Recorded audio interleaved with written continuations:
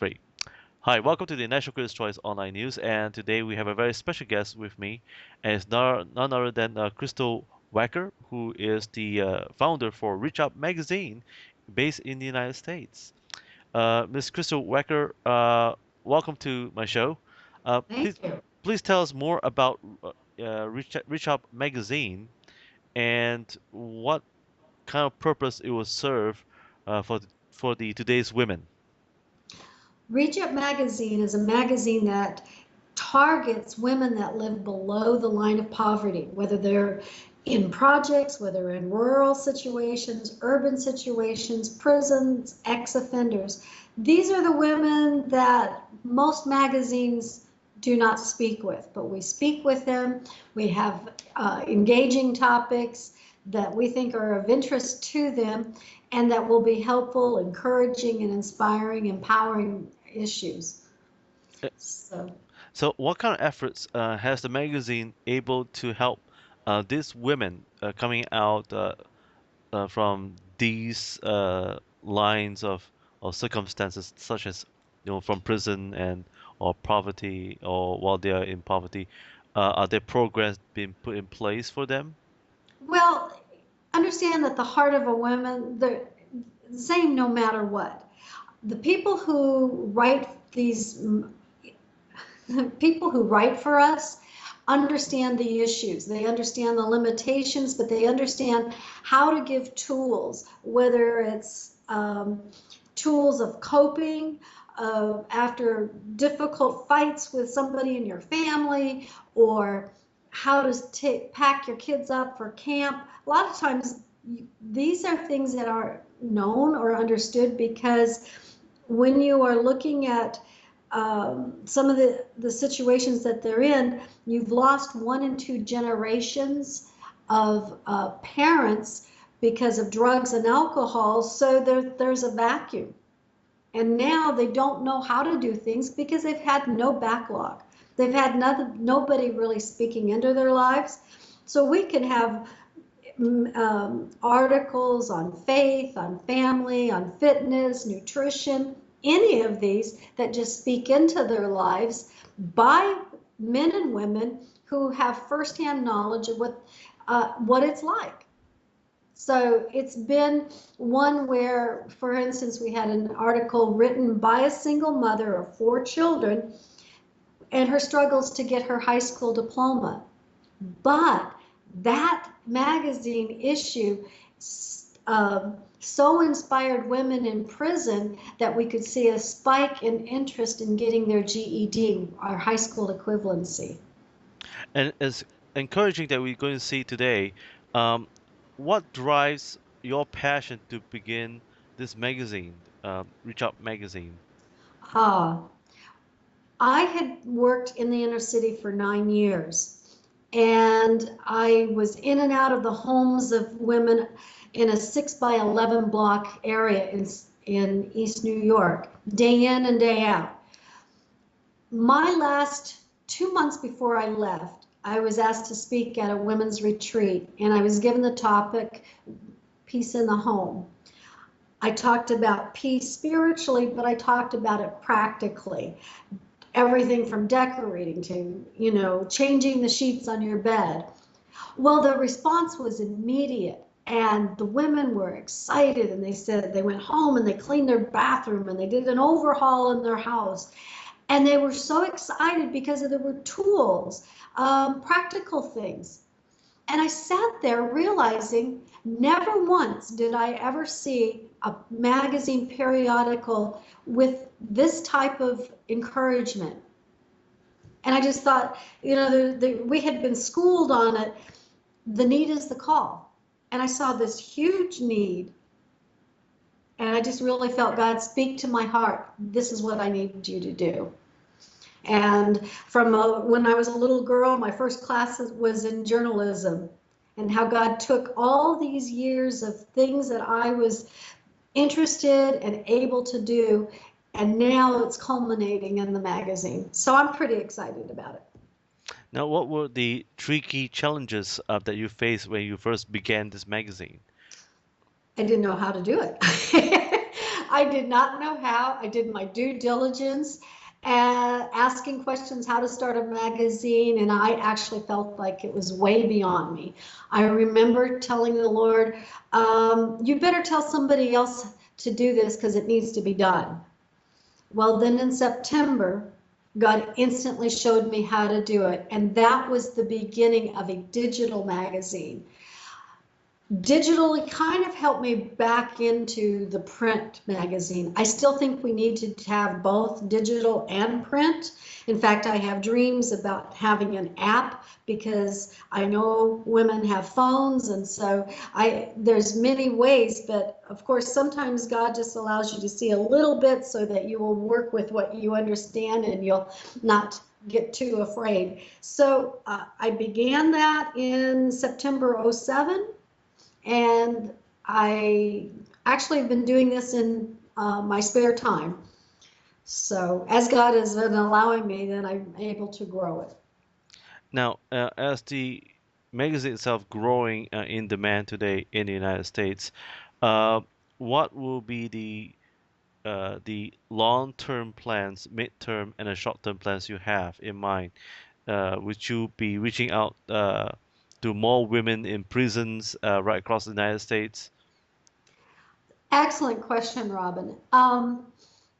As I receive more donations, because we're not a subscription, nor do we have advertising. And the reason we don't have advertising is because I do not want it to be exploitive. Advertising when I was in the inner city, the only advertising I saw was alcohol and drugs, which I believe are exploitive, destroying the body and society, the fabric of society. So we don't have advertising in it. And as I get subscriptions or sponsorships, rather, I can expand. I have connections with people that are doing excellent work in prisons, excellent work with ex-offenders, excellent work in the projects or in crisis health pregnancy. But a periodical is not in their budget. It's a new medium that is a neutral voice that is very viable, but it's just not in their budget. So if another organization or other individuals can help us print, then I will get it out to these organizations that are on the front line meeting felt needs. And so that is a midterm, because I can grow the magazine to the expanse of where these organizations are. I need to advertise so they learn about me and I learn about them, but also I would like to have an app because our target audience is very fluid. They don't often like to give you information, personal information. They've got their reasons for that.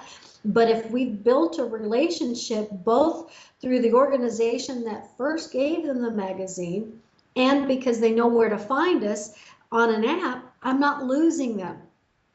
And they then can get the benefit of having these resourceful articles that become answering questions that can speak into their lives, and they can process these articles and the issues at their own time.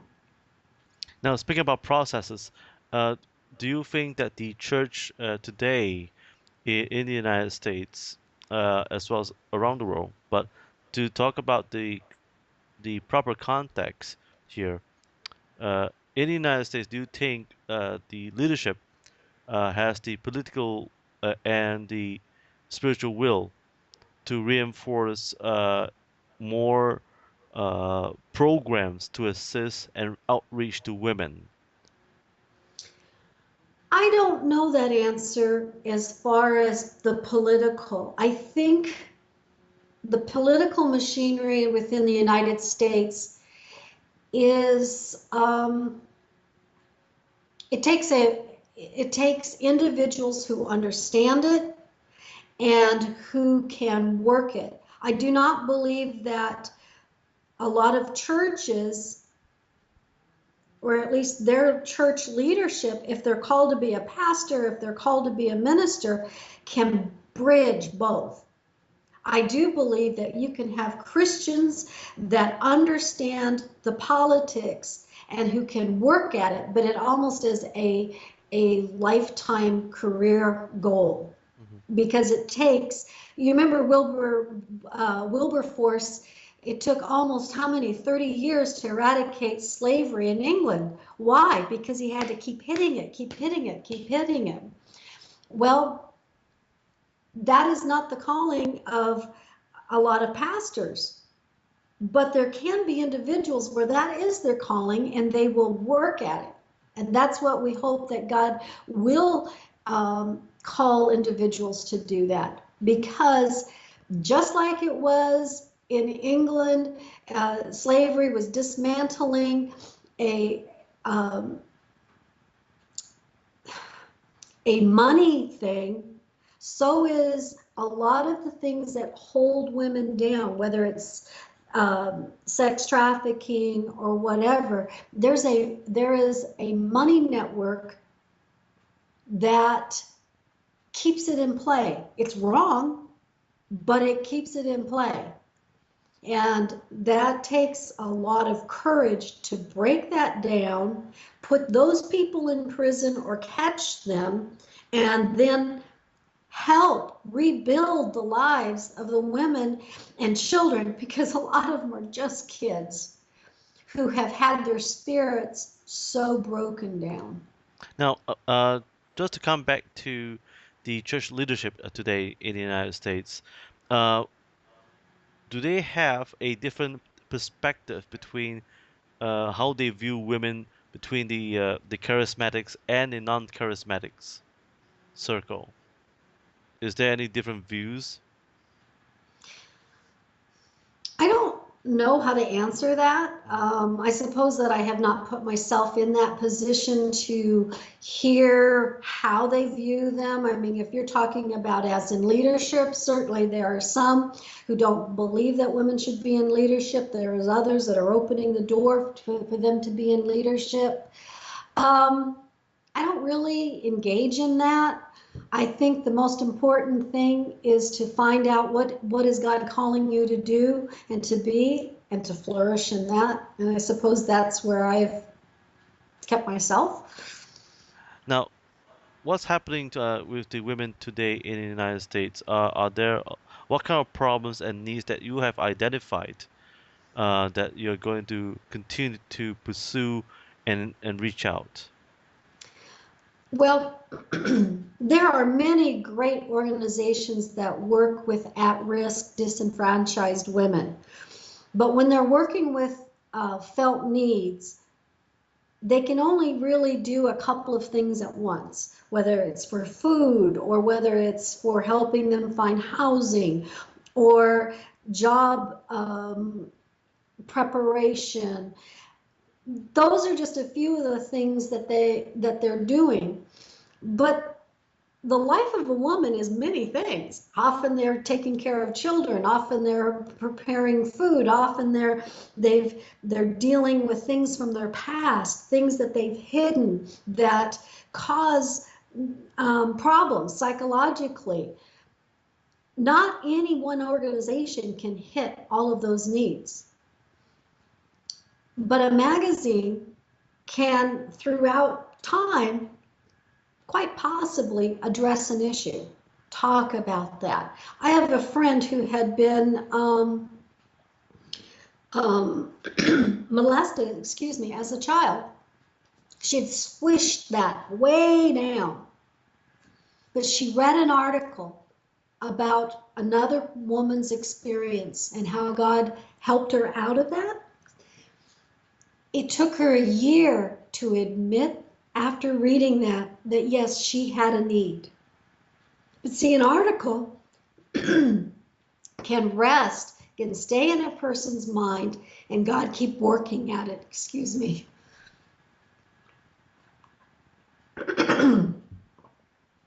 So that's what we're hoping, that our articles will serve as something to open up something in a woman's heart. and help in an area that perhaps she's kept hidden. Or encourage her to do something for her kids, or encourage her to go out on a walk, encourage her to talk with her children. I saw a lot of terrible, I'll say it, examples of discipline in the inner city because they didn't know how. It'd be a slap on the face. It would be name calling. Well, that is not positive discipline. Okay, so we write an article about how to discipline your kids. Then we're not preaching at her. We're just coming alongside and saying, oh, this is what we've discovered. Now, how do you encourage women who are coming out from prisons to able to find new life again, despite the fact that they have a track record with their employers and all that? Do you plan to write an article in the magazine on these issues? Absolutely. As I meet women that perhaps have successfully gone through the prison system, were released and God has worked with them, perhaps their story, or perhaps I'll talk with a chaplain and they can write an article about that. Or I have friends that have worked within the prisons and they can give tips on how. Actually, as I meet the people, as I meet these different ones, that's an excellent suggestion. I need to have an article on it. I'm very open to many of these topics. But what will be your advice to women right now today who are trying to find a second life, a chance after they've come out from a prison system? How can they find a job? What would be the one advice you could give them, or maybe two tips? 2 tips. Yes. Well, our name Reach Up says a lot. And I believe that in any endeavor, you have to ask God to help you. And then as He helps you, as He gives you understanding, be tenacious, keep working at it. You may have to be willing to take a job that you're overqualified for. Take it. Be the absolute best employee that you can be. And then as God brings another opportunity, don't be afraid to risk. Do it. The difficulty comes in, and I've talked with ex-offenders, the difficulty comes in is when there's not enough money and you want to fall back on what you used to know, which often might be through drugs, it might be through selling yourself. It's the easy money. Don't go back to the easy money, no matter how difficult it is. It'll only land you back in trouble. Now, could you share with us some statistics about what's happening in the United States today? What sort of poverty figures are we looking at? And can the church today, as well as individuals, do something about it to eradicate? Mm. Well, the last statistics, as you know, sometimes statistics are a bit lagging, but the last from the U.S. Census Bureau is that 15.6% of the women live below the line of poverty, which works out to about 24 million women living below the line of poverty. The demographics for this group shows that also about 105,000 women are in prison in the nation. Then there's a population where we have a very high percentage of unwed mothers. Well, when you're young and unwed, quite often you are way below in the line of poverty. Now, what are our plans to eradicate? I don't know that we can eradicate, but I do believe that we can, shall we say, keep lifting that line and encouraging. For instance, the single mother that made for a while a number of wrong choices, going back into relationships, having another baby, not finishing her high school equivalency test. When she began to finally accomplish and overcome the fatigue, overcome people who wanted to keep her down, because sometimes people don't, in your surroundings, they don't want you to succeed because there's almost this, well, you think you're better than us, so you have to silence that voice, and you have to keep your eye on the prize. So she got her high school equivalency. Then she set her sights on college to be a nurse. As she kept succeeding, she's lifting that line. She's no longer living at the level of poverty and no longer living on food stamps and government assistance, but she is seeing the value in who she is as a person and what she can contribute to society as a nurse, as a mother who is helping her children and an active role in the lives of her children rather than passive, discouraged, depressed, and allowing everybody else to parent her children and not herself. Now, how do American women perceive poverty? What is the poverty line Mm. looks like? Because when people talk about poverty in the United States and poverty in Asia or even in Europe, and or even in Middle East, they have different perceptions. Even All different. and even in Africa is when we talk about poverty is different. So Absolutely. what is poverty in the United States? I would say it's probably an inability to pay what the rent, to buy supplies that your children need, and buy food.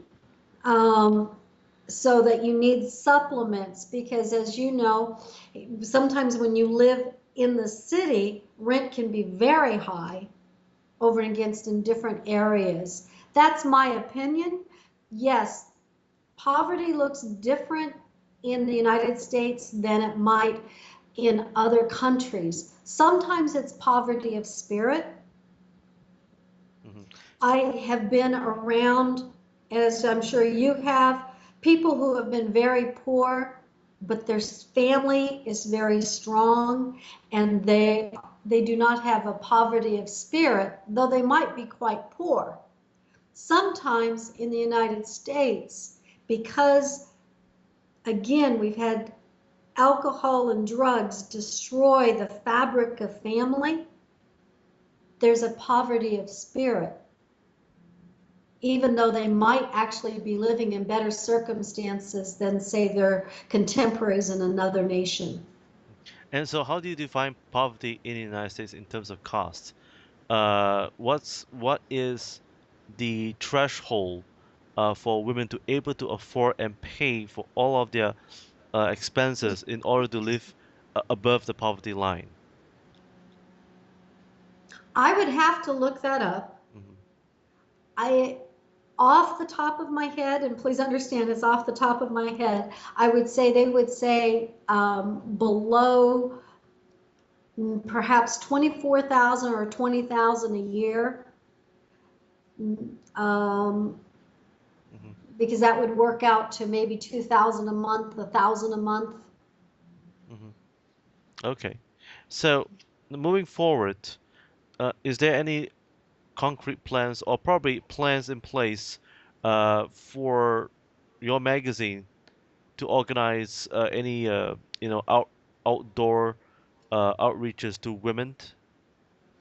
Well, we come alongside organizations. In fact, I find that we have to educate organizations how to use the magazine because it's so new.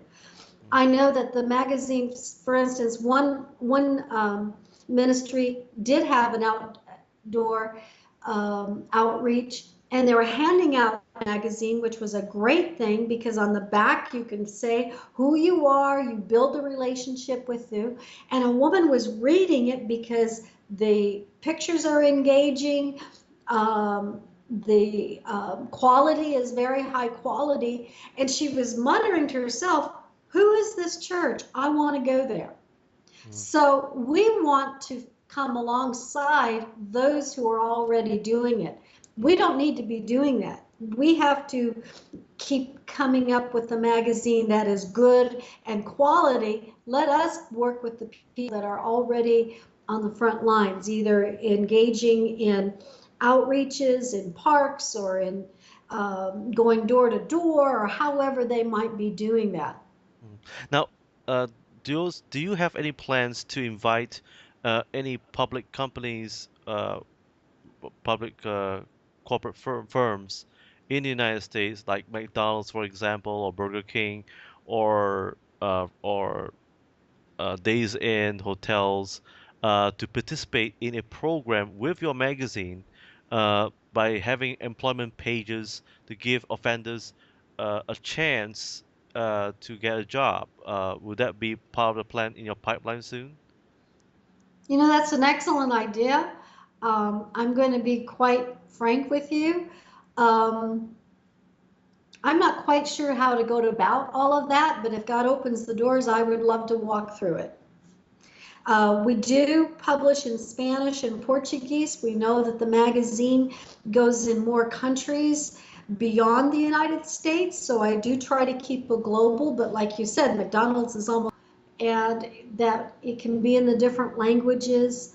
I want it to be able to grow and to be in different countries as other organizations see the need and want to use it. I just received an email this morning from an organization in Europe who works with sex trafficking. They need it in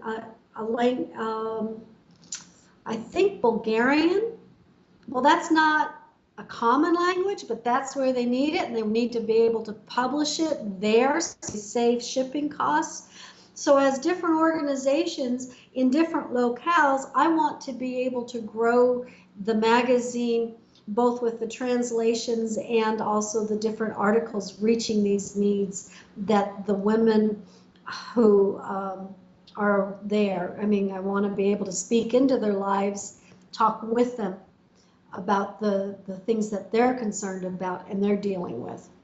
Now, So, I have one other question. That is, what advice would you give to women who wants to start a organization like yours, who are aspiring young women, who are inspired by what you're doing? What will be the three key advice that you have drawn the experience from what you have done so far in starting a magazine hmm. as a social entrepreneur? So, you know, I never thought of it that way. I think the beauty of it is God takes your interests and your abilities and He knows how to weave it. So develop it. If you like writing, write. If you like interests, find different interests. Watch what other people need and fill that interest, fill that need. Seek to share what God has given you, whether it's through song or writing or your art. I mean, I could use amazing photography. I want to pull photography from different areas. So if you like photography, work at it, improve your craft, become excellent at it.